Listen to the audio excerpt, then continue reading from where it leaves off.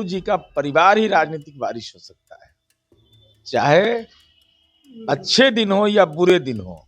जो राजनीति का तमीज सिखा रहा था तेजस्वी यादव को, जो उत्तर प्रदेश का हिस्ट्री सीटर है, गैंगस्टर है, कहां उसको रखे हुए थे। चुनाव के पहले जमीन पर लौट रहा था, श्राप दे दिया कि 25 सीट आएगा, उतने सीटवा आया।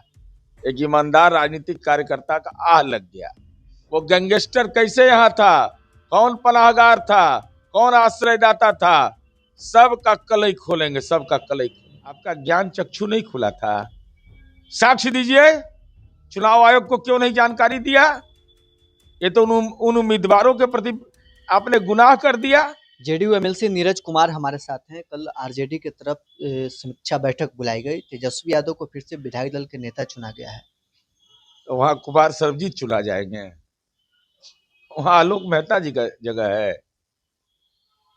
अरे वहां लालू जी का परिवार ही राजनीतिक बारिश हो सकता है, चाहे अच्छे दिन हो या बुरे दिन हो सब। और मुझे जानकारी मिली है कि मान मनोवल के बाद जो मीडिया से खबर मिली है, अरे काहे दबाव में कौन कार्यकर्ता दबाव में, कार्यकर्ता तो बाहर में चित्कार कर रहा था लालू जी के घर के बाहर में। चुनाव के पहले जमीन पर लौट रहा था, श्राप दे दिया कि 25 सीट आएगा, उतने सीटवा आया। एक ईमानदार राजनीतिक कार्यकर्ता का आह लग गया। लेकिन सवाल यह है कि समीक्षा इस बात का होना चाहिए था। कौन है ये रमीज जो राजनीति का तमीज सिखा रहा था तेजस्वी यादव को, जो उत्तर प्रदेश का हिस्ट्री सीटर है, गैंगस्टर है, कहां उसको रखे हुए थे, कौन उसका आश्रयदाता था? जंगल राज का चस्पा लगता था तो तड़प उठते थे कि पापा के समय जो गलती हुआ है वो नहीं होगा। ये कौन है? यही मीडिया का कोऑर्डिनेटर, जेल में रहा था, इसीलिए इसको मीडिया के बारे में जानकारी है। गैंगस्टर एक्ट उत्तर प्रदेश के कानून में ऐसे लोगों पर प्रभावी होता है जो हीनियस क्राइम करता है। जेल में रह के आया है, जो जानकारी मीडिया से मिल रही है, तो उसका समीक्षा कौन करेगा? जगता बाबू यही लोग हैं क्या जो जननायक कर्पूरी जी के सपनों को पूरा करेंगे, डॉक्टर राम मनोहर लोहिया के सपनों को पूरा करेंगे, मौलाना अबुल कलाम आजाद के सपनों को पूरा करेंगे? आखिर राष्ट्रीय जनता दल क्या बिहार में जंगल राज लाने की एक साजिश का हिस्सा था? क्या राष्ट्रीय जनता दल कोई ऐसी मानसिकता से रखे हुए था कि हम अपराध के चक्रव्यूह से बिहार को बदनाम करेंगे? ये तमाम मुद्दे गंभीर हैं। वो गैंगस्टर कैसे यहाँ था, कौन पनाहगार था, कौन आश्रयदाता था, सबका कलई खोलेंगे, सबका कलई खोलेंगे। कांग्रेस पार्टी में अब प्रदेश अध्यक्ष और पूर्व प्रदेश अध्यक्ष आमने सामने हैं। अखिलेश सिंह ने कहा है कि संजय यादव और कृष्णा लवारू को जवाब देना चाहिए कि आखिर इतनी बड़ी हार क्यों हुई। अरे हार तो एक के कारण से हुआ है। राहुल गांधी जैसा नेता जब रहे गए, जो तालाब में नहा लेंगे, बगल में गंगा जी छूट गया उनसे, बगले में सिमरिया में गंगा जी था। अरे स्नानो करना चाहिए था, गंगा जी में करना चाहिए था, कि तलौए में डुबकी मार लिए।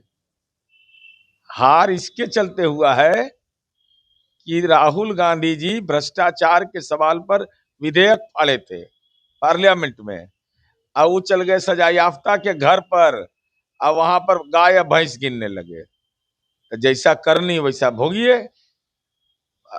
अंतर कलह तो अभी बढ़ते चलिए ना, केवल उतना ही रह जाएगा कि सदाकत आश्रम रह जाएगा, राजनीतिक कार्यकर्ता विलीन हो जाएगा वहां से। जो हारे हुए आरजेडी के विधायक कल समीक्षा बैठक में आए थे, उन्होंने मीडिया से बातचीत के दौरान में कहा कि वोट चोरी बिहार में हुआ है। जगदानंद सिंह तो यहाँ तक कह रहे हैं कि पहले से ही ईवीएम में कुछ वोट पड़े थे। जगता बाबू का बेटा लगता है तीसरे नंबर पर है, तीसरे नंबर पर है वो। अगर 25,000 वोट रखा हुआ था तो आपका ज्ञान चक्षु नहीं खुला था? साक्ष्य दीजिए, चुनाव आयोग को क्यों नहीं जानकारी दिया? ये तो उन उम्मीदवारों के प्रति आपने गुनाह कर दिया।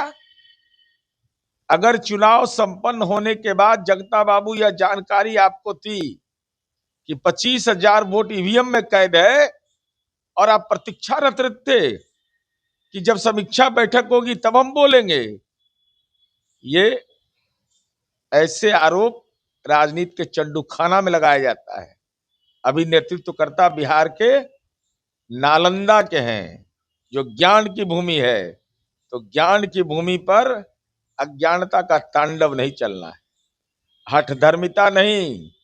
जनता ने जो जनादेश दिया है, कहिए विनम्रता से, चूंकि रमीज तमीज सिखा रहा था। रितलाल यादव के लिए वोट मांग रहे थे लालू यादव, सब कुछ आईने की तरह साफ है। आप कह रहे थे विकास नहीं हुआ है, गांव के लोग कह रहे थे कि हमारा तो गली बन गया, दलित कह रहा था कि हम राष्ट्रीय झंडा पर आ रहे हैं। आपको विकास समझ में नहीं आ रहा है। इंद्रपुरी बराज को हमने पूरा किया, शुरुआत आपने किया था। पूरे बिहार में बता दीजिए, सिंचाई मंत्री रहते आपकी उपलब्धि क्या थी? अपने क्षेत्र को छोड़ करके वहां की जनता ने भी नकार दिया। परिवारवाद की, ये कहाँ समाजवाद में पढ़े थे? डॉक्टर राम मनोहर लोहिया पढ़ाए थे क्या? हम लोग तो उम्र में छोटे हैं, बहुत छोटे हैं, आपसे अनुभव में भी बहुत छोटे हैं। कि हमारा बेटा को बनाओ एमपी, हमारे बेटा को बनाओ एमएलए, और आप पिछले चुनाव में भी आपके घर से ये आवाज आती थी। कितना वोट से आपके बेटा जीते थे? वोट चोरी का आरोप लगाते रहे 5 वर्ष तक, 168 या कितना वोट से ही जीते थे सुधाकर सिंह। तो चोरी हुआ तो जीत कैसे गए थे? ये सब फालतू का बात है। अरे माथा स्थिर करिए, एकदम ध्यान में चले जाइए।